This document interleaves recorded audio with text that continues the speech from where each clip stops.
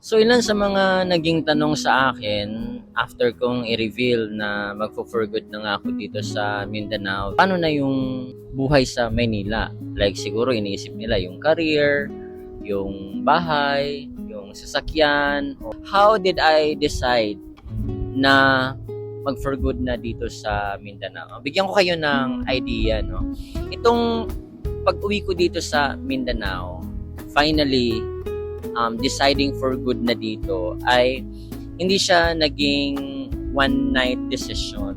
Umabot to ng siguro mga 2 years in the making.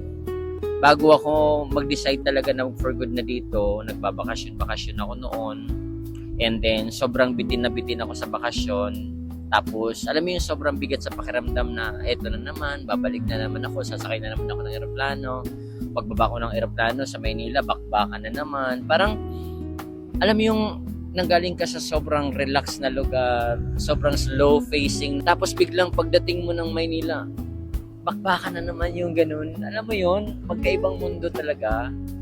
Ganun yung pakiramdam. Kaya eventually nag-decide ako na siguro ito na yung time para mag-stay ako for good dito sa Mindanao.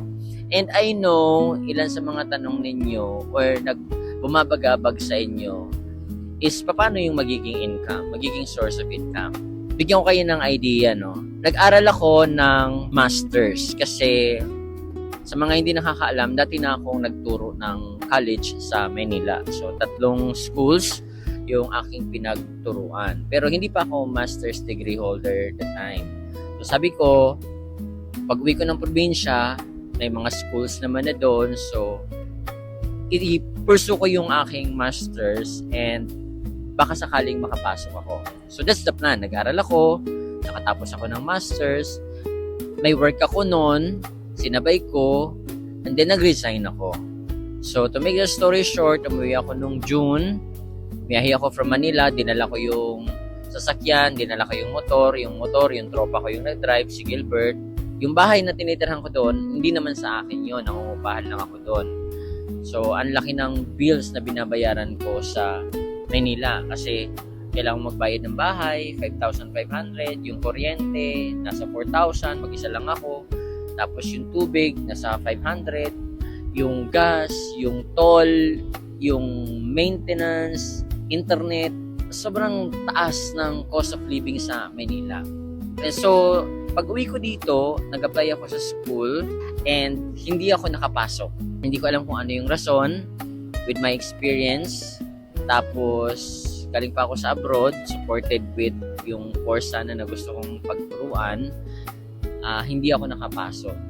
But, it was a blessing in disguise kasi kung nakapasok ako pala dun sa school na yon, hindi ako magkakaroon ng business. Nag-decide ako mag-business. And yung business nga na yon is yung motor rentals. So nagsimula ako sa isang motor, yung motor na inuwi ko galing sa Maynila papunta rito. So sa ngayon, kahit papaano, marami-rami na akong unit na napaparentahan sa mga nangangailangan dito. So, yun kung plano talaga ni Lord na i-fulfill yung matagal mo nang pinag-pray, bibigyan ka niya ng paraan para magkaroon ka ng source of income. Hindi naman sa sobrang kampante, siguro nag-step of faith lang ako na pumunta sa probinsya and mag-apply. If ever na hindi mag-work, then perhaps I can try sa ibang lugar, no? Baka pwedeng sa Davao, baka pwedeng sa Butuan, baka pwedeng sa Cagayan, sa Bukidnon, yung ganoon, no? At least doon lang sa Mindanao kasi syempre yung nanay ko hindi na rin bumabata, no? She's getting older. Minsan may mga sakit na. Yun yung kasing bumabagabag sa akin noon. Kaya sabi kong ganoon, itatry kong umuwi ng probinsya and mag-stay for good doon para makasama ko yung nanay ko, 'di ba? Nang mas matagal. Yun. Pero dahil nga kalooban ni Lord yung pagpunta ko dito, I know, sigurado ako na kalooban niya kasi nga siya mismo yung nagbigay sa akin ng paraan. Sobrang bilis actually ng mga pangyayari hanggang ngayon hindi pa rin ako makapaniwala na June lang ako umuwi dito and then ngayon December marami na akong units na napaparentahan, diba? Kasi si Lord mismo yung nag-provide. So, tinatanong ako ng mama ko, paano kung halimbawang one day tumawag yung school na pinag-applyan mo, hindi na kailangan sila. Ang sabi ko, hindi na siguro muna.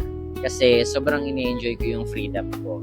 Kasi ngayon, kapag halimbawa, lahat ng mga units ko ay nasa labas, nagmo-monitor lang ako online kung nasan yung unit and magre-reply ng mga inquiries and free ako pumunta kahit saan. And I like this freedom.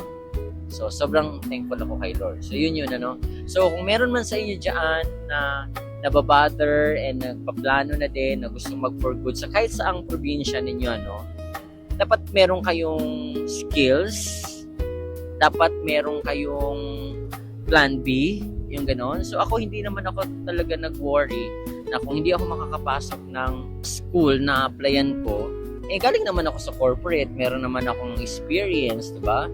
So, pwede rin naman akong bumalik sa mga F&B, di ba? Sa hotel, pwede rin ako mag-apply kasi HRM graduate ako, may experience ako abroad. So, yung gano'n, yung ibig ko sabihin, para at least hindi lang isa yung option mo. Kung hindi mag-work, try sa ibang bagay. So, yun po yung nangyari. Hindi talaga planado yung magbi-business ako dito, pero yun yung binigay ni Lord.